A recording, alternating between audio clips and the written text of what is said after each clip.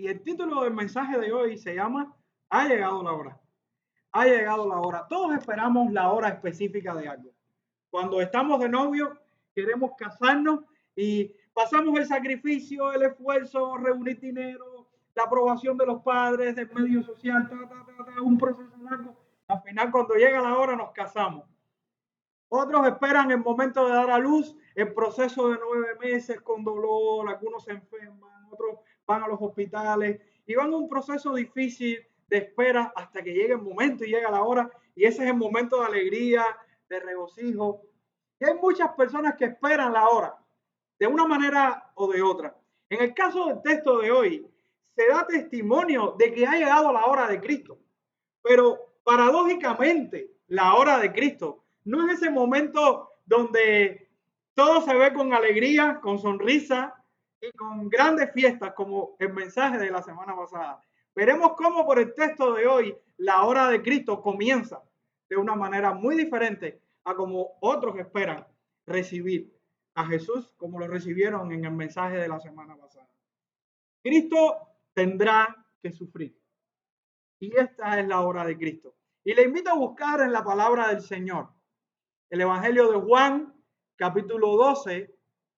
Vamos a estar tratando el tema de hoy desde el versículo 20 hasta el versículo 26. Este texto pudiera estar ligado al texto de la semana pasada, pero preferí compartirlo exclusivamente y separado del otro. Juan 12, del 20 al 26. Dice la palabra del Señor. Había ciertos griegos entre los que habían subido a adorar en la fiesta.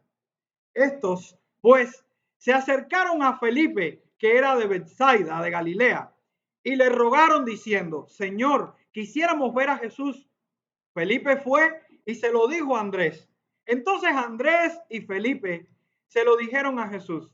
Jesús les respondió diciendo: ha llegado la hora para que el Hijo del Hombre sea glorificado. De cierto os digo, que si el grano de trigo no cae en la tierra y muere, queda solo, pero si muere, lleva mucho fruto. El que ama su vida, la perderá. Y el que aborrece su vida en este mundo, para vida eterna la guardará. Si alguno me sirve, sígame, y donde yo estuviere, allí también estará mi servidor. Si alguno me sirve, mi Padre le honrará. Oremos al Señor. Padre, somos tan pecadores y tan incapaces que sin el toque de tu Espíritu no podemos entender tu palabra, ni podemos aplicarla, ni tan siquiera la palabra más sencilla de ella para nuestra salvación sería imposible si tu Espíritu no obra en medio nuestro y a través de estas palabras. Te rogamos, Padre, en medio de nuestra profunda incapacidad humana, que obres en los corazones de cada uno de nosotros, que nos hables con poder, que nos hables con autoridad, Señor, que nos lleves a Cristo y que rompas en nosotros todo pecado que esté interfiriendo nuestra comunión con Cristo. En el nombre de Jesús, háblanos, Padre. Anhelamos escucharte. Amén. Amén. Aleluya. Si fuéramos a resumir el mensaje de hoy, lo resumiríamos en esta frase. Cuando de seguir al Hijo se trata, muchos vendrán a Él y en la gloria de su muerte ellos vivirán abnegados a este mundo, aborreciendo sus propias vidas, pero terminarán siendo honrados por Dios. Ese es el resumen del texto que les acabo de leer. Y hoy vamos a estructurar el texto en 3 puntos principales. El primer punto lo vamos a encontrar desde el versículo 20 hasta el versículo 22 con la intención de unos griegos en ver a Jesús. La segunda división la vamos a ver desde el versículo 23 hasta el versículo 24 con la afirmación de Jesús de ser glorificado por medio de su muerte. Y después vamos a ver desde el versículo 25 hasta el versículo 26 la tercera verdad del texto, que es la negación, pero también la honra de quienes vienen a Jesús. Así vamos a estar desarrollando el texto. La primera verdad es que unos griegos vienen a Jesús. El texto dice, había ciertos griegos entre los que habían subido a adorar en la fiesta. Estos pues se acercaron a Felipe, que era de Betsaida de Galilea, y le rogaron diciendo: Señor, quisiéramos ver a Jesús. Felipe fue y se lo dijo a Andrés. Entonces Andrés y Felipe se lo dijeron a Jesús. Y aquí hay una conversación muy interesante, porque estos griegos eran gentiles.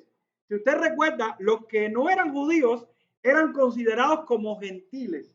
Ahora, hay un grupo de gentiles, de hombres no judíos, que eran griegos y están a la luz de la fiesta de la Pascua, a la luz de esta presentación de Jesús. Estos griegos tienen una característica muy importante, y es que eran considerados como prosélitos o como temerosos de Dios. ¿Quiénes eran los temerosos de Dios y quiénes eran los prosélitos? Los temerosos de Dios eran gentiles que venían a Jerusalén, compartían lo que los judíos compartían, conocían la ley, conocían sus fiestas, pero no eran miembros oficiales del grupo de los judíos. O sea, no se circuncidaban, y cuando habían situaciones de la ley que tenían que aplicar, no se rendían totalmente a la ley. Pero los prosélitos eran también gentiles que, a diferencia de los anteriores, eran miembros de la congregación. Eran gentiles miembros de la congregación de los judíos, porque estos sí se circuncidaban, estos practicaban la ley como un judío más y vivían los rituales judíos. En esencia, unos eran como si fuera la visita que viene a la iglesia, que no está comprometida aún, que no tiene todavía un pacto de membresía, y los otros son como esos miembros oficiales de la congregación. Lo que sí tiene de distintivo es que no eran judíos. Esto es algo raro para el momento, porque unos hombres que no son judíos, que están en esta celebración donde todos están alabando al rey prometido y entendiendo las promesas, estos hombres están en medio de los judíos, haciendo lo mismo que los judíos. Y en este caso, el texto da un dato importante, y es que dice que ellos venían a adorar. Ellos subieron a adorar. Era la misma adoración que daba un judío al Señor.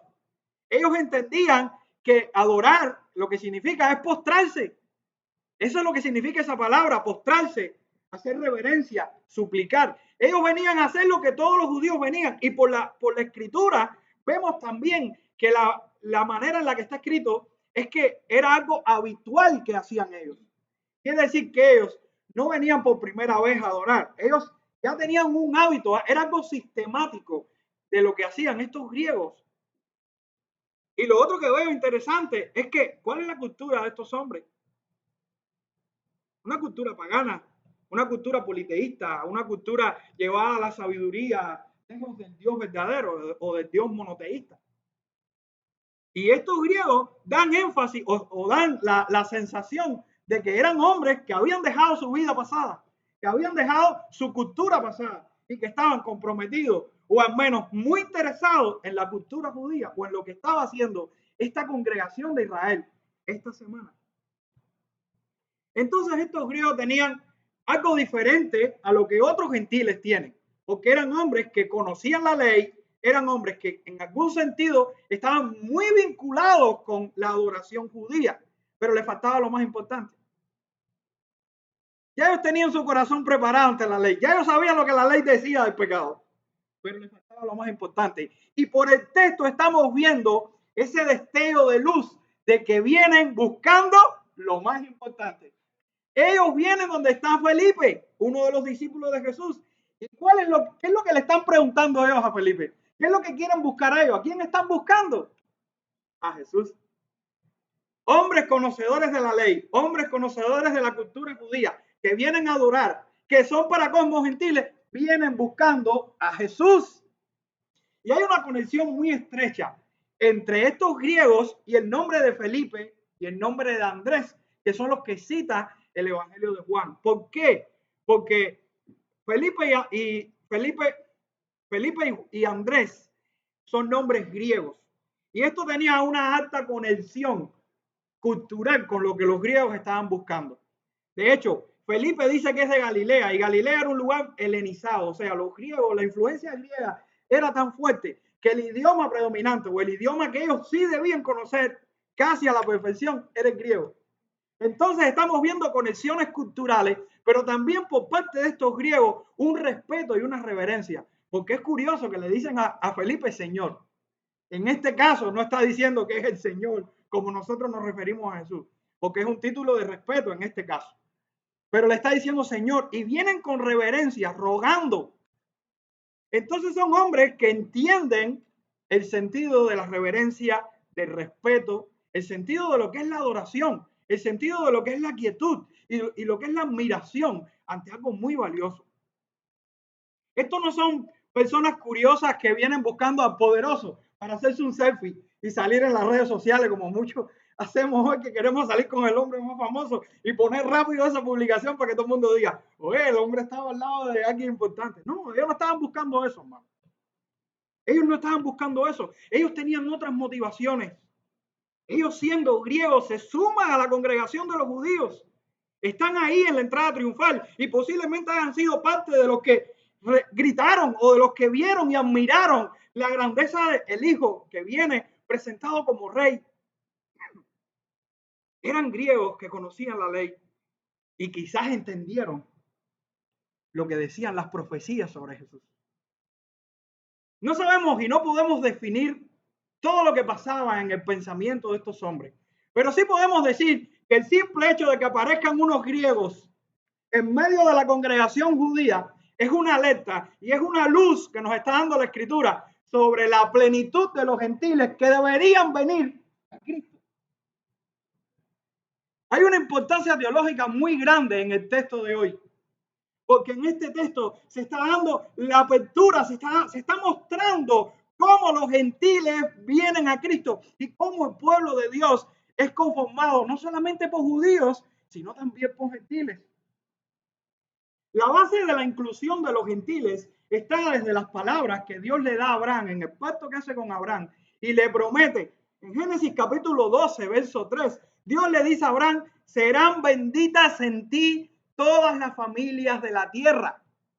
Y después en el capítulo 22 de Génesis, en el versículo 18, Dios le dice a Abraham, en tu simiente serán benditas todas las naciones de la tierra. Pero ¿quién es la simiente según el libro de Gálatas? Es Cristo.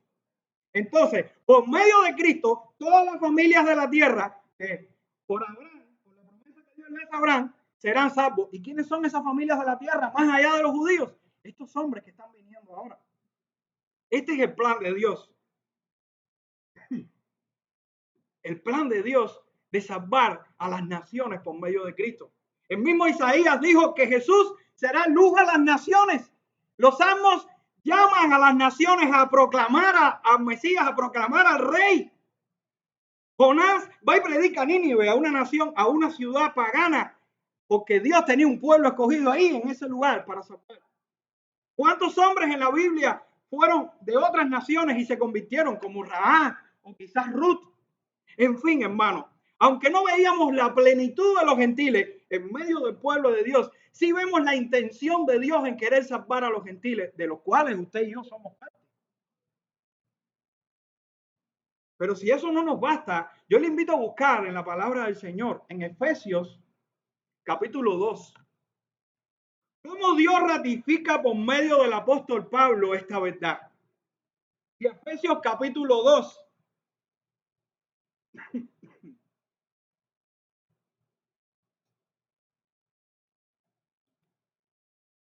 Versos desde el 11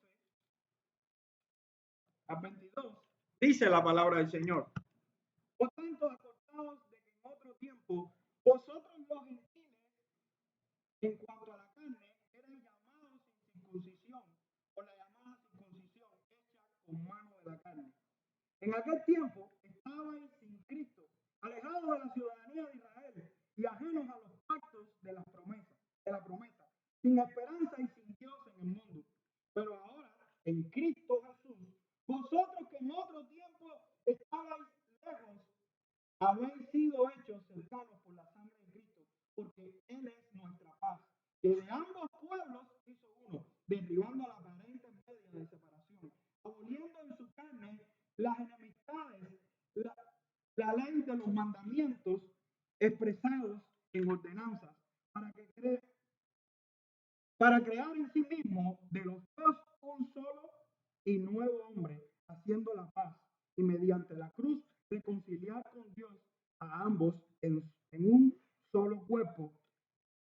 matando en ella las enemistades. Y sigue hablando el texto, y creo que sería útil estudiar este texto, porque este texto está ratificando y enmarcando de que hay un solo pueblo de Dios que está compuesto por judíos y gentiles. Y en el contexto este en el que está Jesús, eso es algo raro para muchas personas. Es algo raro. De hecho, a veces vamos a Juan y estamos leyendo de tal manera amó Dios al mundo. Y yo creo que lo que tenemos que tener de base para poder entender la palabra mundo, la palabra todos, que muchas veces aparece, es esto, de saber de que Dios no solamente quiere salvar a los judíos, sino también a los gentiles, que están incluidos como parte de ese mundo que Dios va a salvar, hermano. Esa es la tesis del libro de Hechos. Cuando vamos al libro de Hechos, ¿cuál es la tesis? Seréis testigos en Jerusalén, en Judea, en Samaria y hasta lo último de la tierra, porque Dios pretende y lo desarrolla en las visitas de los apóstoles y en los viajes de Pablo, lo va desarrollando en los derramamientos del Espíritu en los diferentes lugares y lo va desarrollando y lo va desarrollando y lo va ampliando y lo va ampliando, porque Dios quiere salvar al mundo. Y aquí lo está demostrando a estos judíos. Pero ¿qué faltaba? ¿Qué faltaba verse para que la plenitud de los gentiles, para que la llave se abriera y entrara esa gran plenitud de los gentiles? Que se cumpliera la hora de Cristo. Y esta es la segunda verdad que vamos a ver en el texto. Jesús anuncia su glorificación. Jesús dice en el versículo 23, Jesús le respondió diciendo, ha llegado la hora para que el Hijo del Hombre sea glorificado. ¿Qué es la hora de la glorificación? ¿Ustedes recuerdan en la boda de Caná de Galilea? Cuando él dice, no ha llegado mi hora. Después vemos en el capítulo 7, verso 30, donde dice que cuando lo procuraban matarle, ninguno le echó mano porque aún no había llegado su hora. Después en el capítulo 8, verso 20, dice que estas palabras habló Jesús en lugar de las ofrendas, enseñando en el templo, y nadie le prendió porque aún no había llegado su hora. Pero ahora Jesús está diciendo, ha llegado la hora para que el Hijo del Hombre sea glorificado. Entonces, ¿qué es la hora? ¿Qué es la hora de la glorificación? Sino la hora donde comenzará la agonía del Hijo, donde comenzará el sufrimiento del Hijo, ese sufrimiento intenso del Hijo que tendrá que enfrentar por amor a los suyos. Y quiero puntualizar, la hora no se concentra solamente en el sufrimiento, porque también la resurrección, la ascensión y la coronación es parte de la hora de la glorificación. Pero esta hora comienza y a la que Jesús está citando en este momento es a esa hora, la hora del sufrimiento del Hijo. Entonces, a partir de este verso 23 en el Evangelio de Juan, Juan 12, 23, veremos un quiebre y veremos cómo a partir de este momento la agonía del Hijo se va a ver con mayor exhibición. Y veremos cómo a partir de este momento nuestras lágrimas, si leemos la Escritura, van a salir de nuestros ojos. Porque el Hijo tendrá que padecer y sufrir intensamente por usted, si es un hijo de Dios. Y Jesús usa una figura. Esta figura del lenguaje. En el versículo 24 dice, de cierto os digo, verdaderamente, yo les garantizo, yo les aseguro, esto es un juramento, esto es algo de que va a ser y tiene que ser así obligatoriamente. De cierto os digo que si el grano de trigo no cae en la tierra y muere, queda solo, pero si muere, lleva mucho fruto. En esta descripción del proceso de la siembra, vemos dos cosas importantes. La primera es el terreno donde está echada la semilla. Es una tierra fértil, es una tierra que no es estéril. Y lo segundo es el producto que se siembra para que salga la planta. Es una semilla, pero es una semilla muerta. Entonces hay una tierra fértil y una semilla muerta, que se está usando como una figura del lenguaje para que nosotros entendamos quién es la tierra y quién es la semilla. Porque si vemos la tierra como esa tierra fértil, esa tierra sería la humillación, la muerte, la sepultura, la obra de Cristo en esa cruz y en ese sufrimiento que tendría que pasar. Y si vemos la semilla, vemos a Cristo mismo como la semilla. Entonces, vemos ese momento donde la semilla tiene que morir. para que el Hijo de Dios sea glorificado. Una semilla que será plantada en medio del sufrimiento, en medio del dolor y en medio de la angustia. Cristo será glorificado. Y ahí veremos una inmensa cosecha de frutos a la vista de todos. Muchos nacerán de esa siembra. Una semilla. Esta será la vida de muchos, hermanos. Este será el premio de muchos pecadores en favor de una semilla. Uno muere por muchos. Uno muere por todos. Y cuando me refiero a todos, son por los que él pensó de la eternidad. Uno muere por muchos. Y eso lo dijo Romanos capítulo 5, cuando está haciendo la comparación entre el primer Adán y el segundo Adán. El efecto de la muerte de uno por muchos, en favor de muchos. Una sola muerte da infinidad de vidas. Qué glorioso que el sacrificio de uno valga para tantos. ¿Usted se imagina que fuera un sacrificio media, incompleto? Y lo que me gusta también es que esta muerte será una seguridad inquebrantable de que muchos vendrán a él, porque no es una semilla estéril. Es una semilla que da vida y que hay seguridad que por aquellos por los que esa semilla será plantada, esos crecerán, esos nacerán, crecerán y darán fruto. Hay garantía porque es una semilla que no es estéril, hermano. Y lo otro que veo con esta semilla es que la semilla tiene una naturaleza. ¿Y qué se sobreentiende? Que lo que se planta en una naturaleza, en un tipo, en una especie, lo que va a dar es la misma especie. Entonces, si esta es una semilla santa, sacrificada, una semilla purificada, justa, ¿cómo serán sus frutos? Entonces, si viéramos estas verdades y las lleváramos a la vida práctica, nos diéramos cuenta de que Cristo tenía que morir por mucha gente. Pero al mismo tiempo, hay una seguridad total en que su muerte dará resultados. Pero al mismo tiempo, podemos deducir de que la gente por la que Cristo morirá serán como Él. De modo que el pecado y la santidad son oponentes. De modo que por aquellos por los que el Hijo morirá, tendrán que ser como Él. Y entonces vamos a una tercera verdad del texto. ¿Y por qué hice énfasis en esto? Porque ahora veremos la abnegación que Jesús demanda de sus discípulos.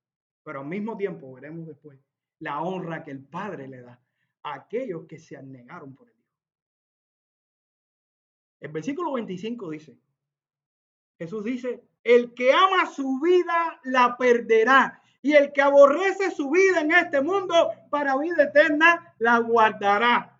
Bueno, le tengo una buena noticia y una mala noticia. Le voy a dar la mala primero, porque si damos la mala después nos deprimimos. Pero les voy a dar la mala noticia primero. ¿Saben cuál es la mala noticia? Que hay personas que se perderán. ¿Y saben por qué se perderán? Porque amarán su vida más que a Cristo. Y la mala noticia puede ser que entre nosotros hay algunos de ellos. Aquellos que aman su vida más que a Cristo se perderán. Sproul comenta sobre este texto y dice que son aquellos que son absorbidos por la autoprotección y los intereses de la vida en la tierra quienes encuentran esa ruina. Esto no significa ser una persona despreocupada. Esto no significa ser alguien que se descuida de sus labores y sus responsabilidades. Que se descuida y que vive despeinado, sin pintarse, sin arreglarse, sin verse presentable ante los hombres. No significa esto. Pero sí significa que aquellos que cambian lo celestial por lo terrenal terminarán condenados. ¿Usted entiende lo que le estoy diciendo, hermano? Este es un llamado a la abnegación. Y en este sentido estamos atacando el corazón pecador para que despertemos de nuestra condición y nos veamos tal como somos y salgamos de nuestra condición, hermano. ante el llamado de Cristo. Porque estas personas preferirán amoldarse a la sociedad, preferirán afanarse en esta vida antes que seguir a Cristo, antes que seguir los estándares de Cristo cuando viene el conflicto y tienen que tomar una decisión. ¿Qué dice Cristo y qué dice mi sociedad? Esta es la moda, esto es lo que se usa, esto es lo que todo el mundo hace. ¿Y si Cristo dice lo contrario? Todo el mundo cree esto. ¿Y si Cristo dice lo contrario, hermano? Estos se van a amar a sí mismos y estos van a seguir esta corriente. Estos van a preferir, en caso de conflictos éticos, en caso de conflictos morales, seguir estas costumbres. Cristo no es su Señor. ¿Y saben por qué Cristo no es su Señor? Porque ellos son señores de sí mismos. Cristo no es el que gobierna sus corazones. No, ellos se gobiernan a sí mismos. Creen que se gobiernan. Porque son esclavos del pecado. Pero sus pasiones los dominan. Y cuando tienen que dejar el pecado, no lo pueden dejar. ¿Saben por qué? Porque no tienen la autoridad de Cristo en su alma. No tienen el Espíritu de Cristo en su alma.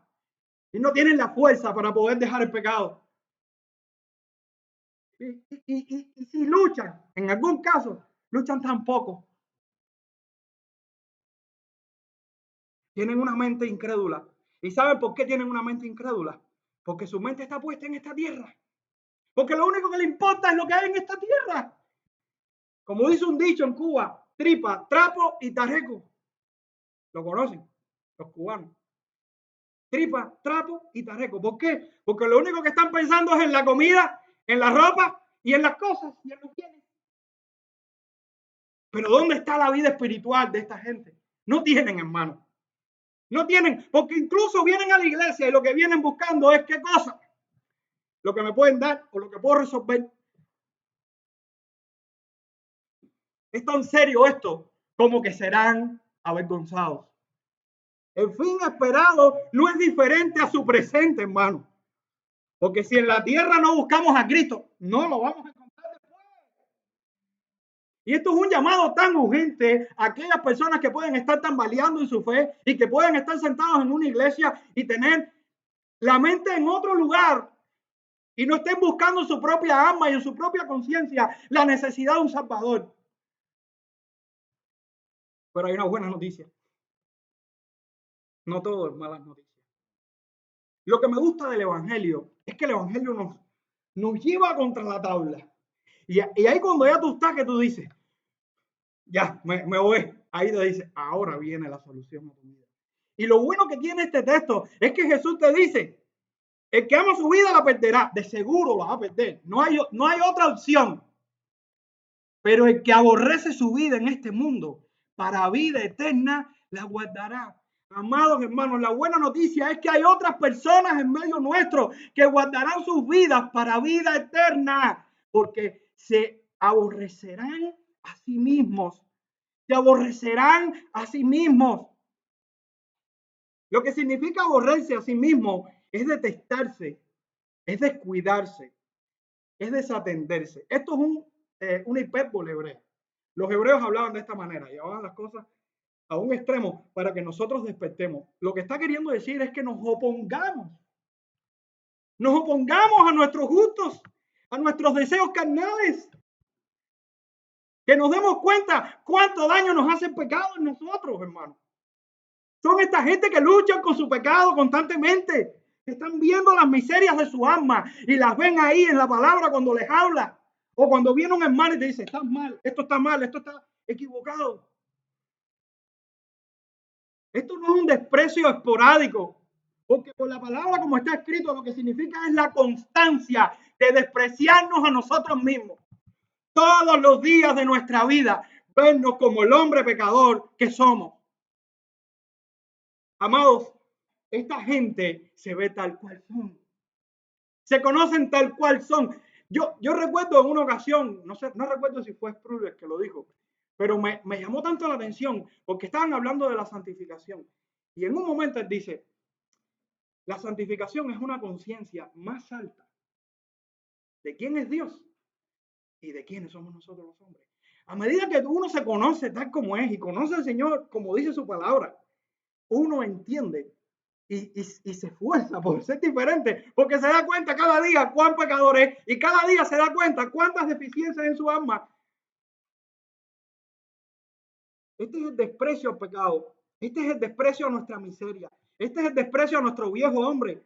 Este es el valor que le damos a la palabra de Cristo, porque nos paramos frente a la palabra de Cristo y cuando nuestro Señor, nuestro amo, el único que tiene el derecho de gobernar, el que nos compró, nuestro rey, al que coronamos la semana pasada, nos dice, esto está mal, ahí nosotros tenemos que decir, Señor, hágase tu voluntad, como en el cielo, también en la tierra.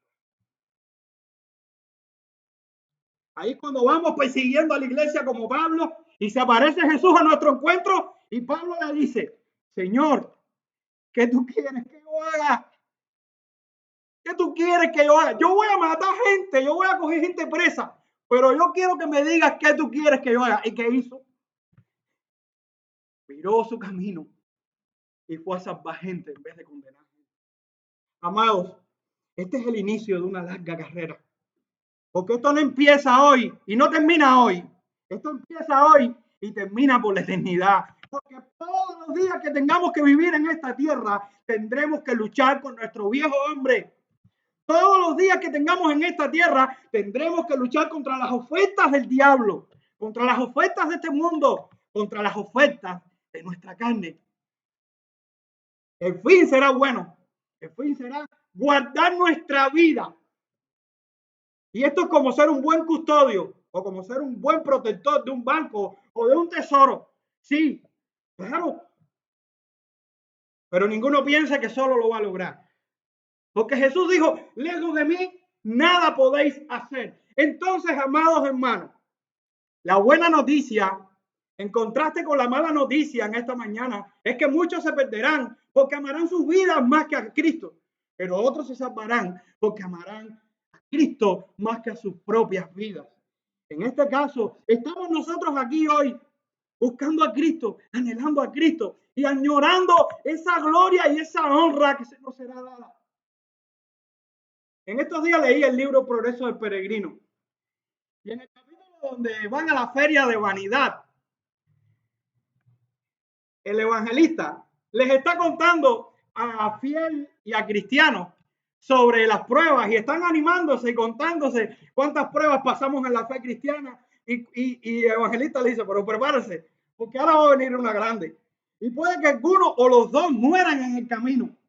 Y cristiano y fiel venían con la promesa de que lo que les importaba era la ciudad celestial. Estaban dispuestos a sufrir, dispuestos a padecer por Cristo. Y ellos entonces se disponen a ir a la feria de vanidad porque tenían que pasar por esa ciudad para llegar a la ciudad celestial. Y en este proceso, cuando se encuentran con la sociedad, imagínense todos los pecados habidos y por haber, todas las cosas malas habidas y por haber, se le dan como ofrendas, o sea, se le dan como servicio a ellos para que ellos caigan en esto. Pero fiel y cristiano habían entendido que su maestro había pasado por esa sociedad donde fue tentado por el diablo y venció y pasó. Ellos tenían una meta, ellos sabían a dónde iban a llegar. Pero el enemigo siguió ofreciendo, el enemigo siguió dándole tentación. El enemigo llegó al punto de que cuando vio que ellos eran diferentes, porque eran diferentes, se vestían de manera diferente, hablaban de manera diferente y también llevaban poco equipaje, porque ellos sabían a dónde iban. Ellos no hicieron estancia en este mundo. Ellos estaban de paso, hermano. Lo que hacían ellos era lo necesario, porque sabían que mañana se iban, porque sabían que podían hasta morir en esa ciudad. Y fueron llevados a juicio. Un juez injusto, unos testigos injustos, envidiosos, supersticiosos, aduladores, que lo que hicieron fue condenarlos injustamente y llevarlos a un lugar, a una prisión donde pobre fiel a la vista humana perdió su vida. Y Cristiano estuvo preso un gran tiempo hasta que el Señor lo libró. Esto es una forma metafórica, ¿no? En la que John Bunyan escribe El Progreso del Peregrino y le invito, hermano, a comprarse el libro. Lo que vale son 10 pesos, los más baraticos. pero es un libro que no debe irse de esta tierra sin leer.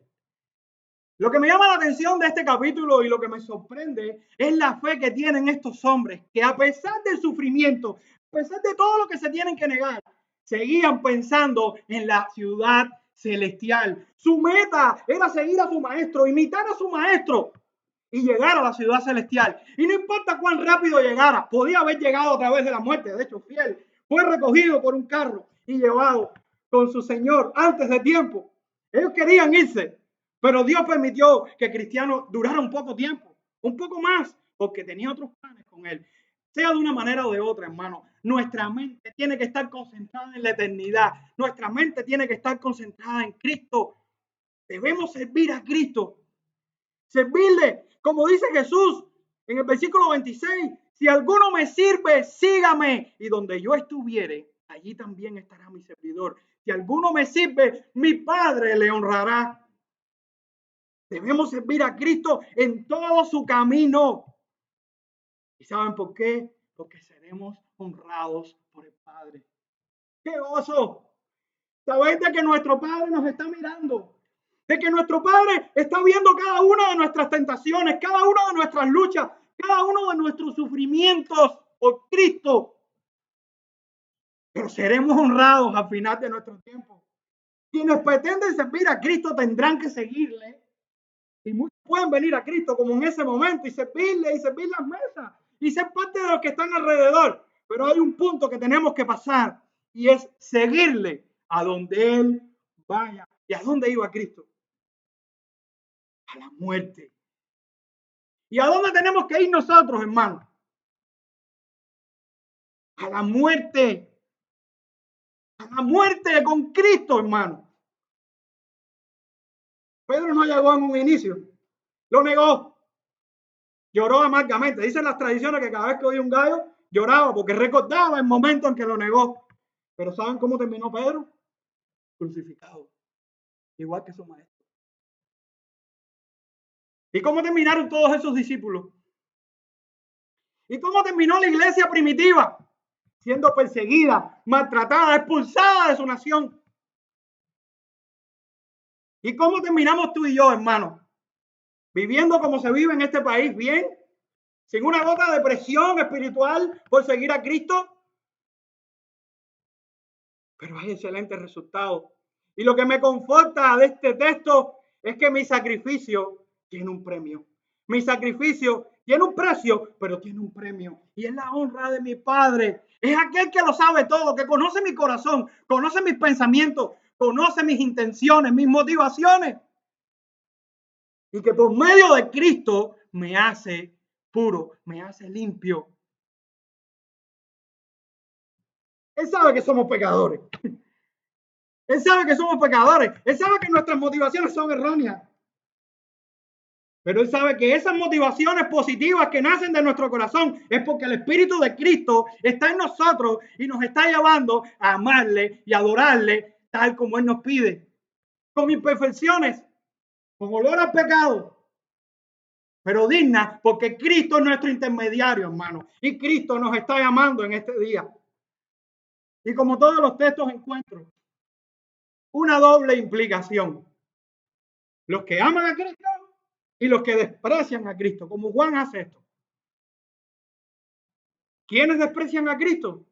Aquellos que se pierden, aquellos que amarán sus vidas más que a Cristo. Y quiero decirle, hermano, le doy gracias a Dios porque yo nací en Cuba y yo sé lo que es pasar trabajo. Y aquí hay unos cuantos que saben lo que es pasar trabajo. Pero ¿saben qué veo de fortaleza en vivir en un país así? De que tienes que pasar tanto trabajo que si no te agarras a Cristo, te vuelves un rebelde contra el sistema y un terrorista para ellos. Pero ¿sabe qué es lo que yo veo de debilidad en este país? Es que lo tenemos todo. Todo está a la mano. ¿Tú quieres ser millonario? Está todo diseñado para ser millonario. En su tiempo lo vas a hacer. Tú quieres ser lo que tú quieras, quieres ir a la luna, trabaja, esfuérzate y de aquí a 20 años a lo mejor logras tu objetivo. Por lo menos tienes más esperanza que en otros países como los nuestros. Pero qué peligro tan grande es vivir en una nación donde todo el tiempo te están quitando a Cristo de en medio y te están poniendo o el dinero, o el viaje, o la prosperidad, o el lujo, o el comercial este, o el comercial el otro. Tu mente está constantemente ocupada en mil cosas, en querer tener más, en lograr, en triunfar, en soñar. Y Cristo miras atrás y lo dejaste a 20 kilómetros de distancia. Pero Cristo tiene que ser el centro, porque estos que aman su vida más que a Cristo y estos que sacrifican a Cristo por sus placeres terrenales, terminarán desaprobados ante Dios. Pero hay otros hermanos que sufren igual, pero ven a Cristo. Sí, están sufriendo porque ven que todos pueden prosperar y viniste de un país, saliste de un país de pobreza porque quieres prosperar, pero tú dices, esto compromete mi integridad. ¿Qué dice Cristo sobre esto? Tendremos que padecer. Tendremos que padecer. No es que puede que usted, no, hermano, todo cristiano padecerá por Cristo. Todo. No nos engañemos. El mundo, Satanás y la carne se levantan constantemente, no descansan, no duermen contra usted y contra mí, si usted es creyente. Y nos tientan, nos prueban, nos ponen tropiezos, porque lo que quieren es que usted y yo abandonemos a Cristo. ¿Y saben por qué no lo abandonamos? No porque no queremos, porque Cristo es más fuerte que ellos y nos sostiene. Porque somos de Él y sus ovejas no perecerán nunca, como dijimos hace tiempo atrás. Pero si no fuera por su sostenimiento, nos hubiéramos perdido. Pero estamos aquí. Tenemos que luchar, y no solo con el mundo, Satanás y la carne, sino con la cultura pseudo-cristiana en la que vivimos hoy. Este es el país de los cristianos. Cualquier cristiano, hoy es uno hablando, no, él es cristiano, el otro es cristiano. Sí, son cretinos. Porque un cristiano sigue a Cristo. Un cristiano no usa la política para fines políticos. Un cristiano rinde su política a la política de Cristo. Un cristiano se aparta del pecado. Porque un cristiano fue beneficiado por la muerte de Cristo. Y yo quiero hacer un llamado en este día, hermano.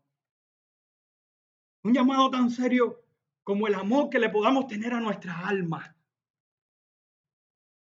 Y yo nunca me dirijo a los niños, pero quiero dirigirme a los niños en este momento. Niños, Dios no tiene nietos. Escuche esto. Dios no tiene nietos. Porque sus padres sean cristianos, eso no significa que usted lo es. Y si usted no viene a Cristo y no se aborrece a sí mismo, usted perecerá también como el Señor más grande que pueda haber en esta sala. Y es tiempo de que entendamos que seguir a Cristo implica negarnos a nosotros mismos. Tener que decirle no a las ofertas de la escuela cuando nos están comprometiendo. Y quieren que usemos ropa corta, o quieren que digamos ciertas palabras, o quieren que hagamos ciertas cosas que saben usted bien, niño, que no viene de Dios. Seguir a Cristo implica que si tus padres no son cristianos, sin faltarle respeto, sin darle lugar a Cristo en primacía. Sin desobedecer a tus padres, pero sí amar a Cristo por encima de ellos. Quien ama a padre, madre, hijo, hermano, más que a Cristo, Jesús dijo, no es digno de mí. Ese es el evangelio, hermano. Ese es el evangelio. Y quizás usted es nuevo en la iglesia. Quizás lleva un año, 3 meses. El evangelio no es fiesta. Sí, es fiesta. Es fiesta. Pero el evangelio es abnegación. El evangelio implica que tendremos que luchar. Implica que toda la vida estaremos batallando.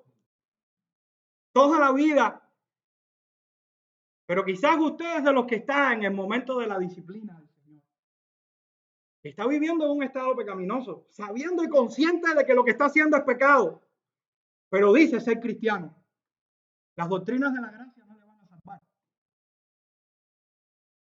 Las doctrinas de la gracia, mal entendidas, no le van a salvar. Porque las doctrinas de la gracia lo que enseñan es que aquellos que fueron elegidos son elegidos para ser santos. Entonces, si nuestra actitud es una actitud pecaminosa y cada vez más pecaminosa y cada vez más pecaminosa, lo que nos está diciendo es que posiblemente no seamos cristianos. Que tengamos un falso concepto de cristianismo o un falso concepto de lo que es la teología. Pero los verdaderos creyentes se aborrecen a sí mismos. Se odian a sí mismos porque saben la maldad que hay en su alma.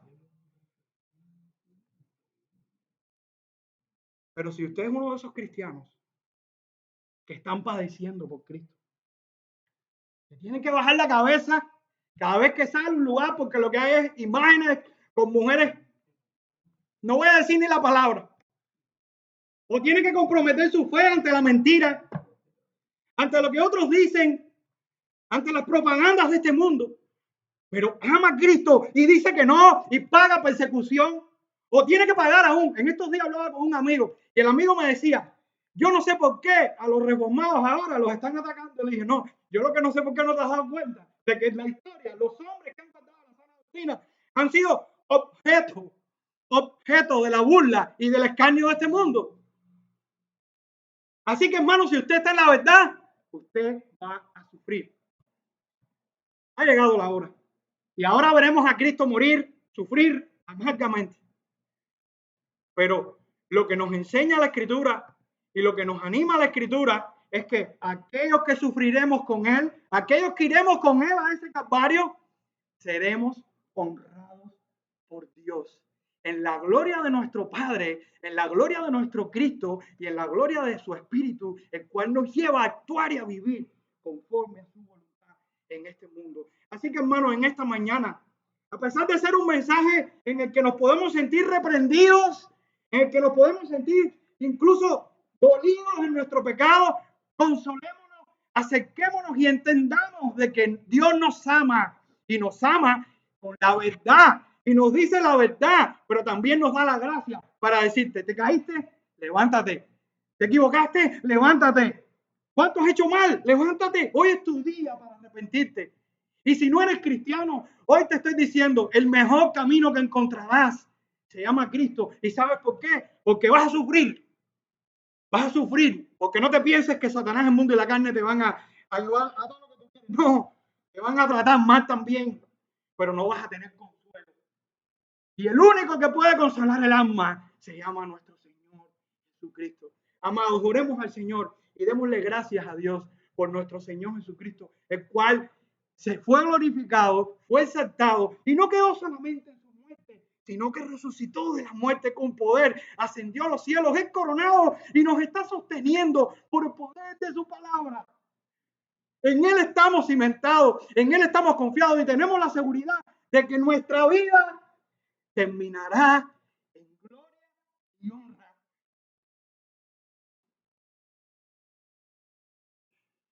Señor, cuán débiles somos.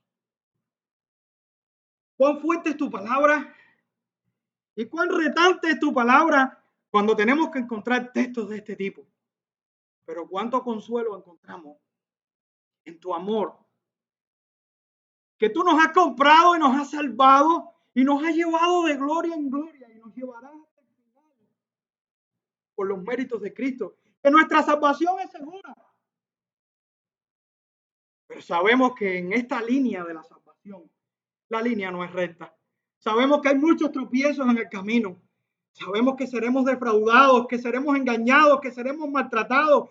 Sabemos que nuestro pecado nos llevará a puntos donde tenemos que tomar la decisión de abandonar. Pero sabemos que por el poder de tu gracia, ese Cristo que murió por nuestros pecados y su muerte tan poderosa, nos sostendrá por el poder de su obra. Y por eso te alabamos, porque sabemos que en medio del combate tenemos la victoria y la honra de nuestro Padre por los méritos de Cristo. En el nombre de Jesús. Amén.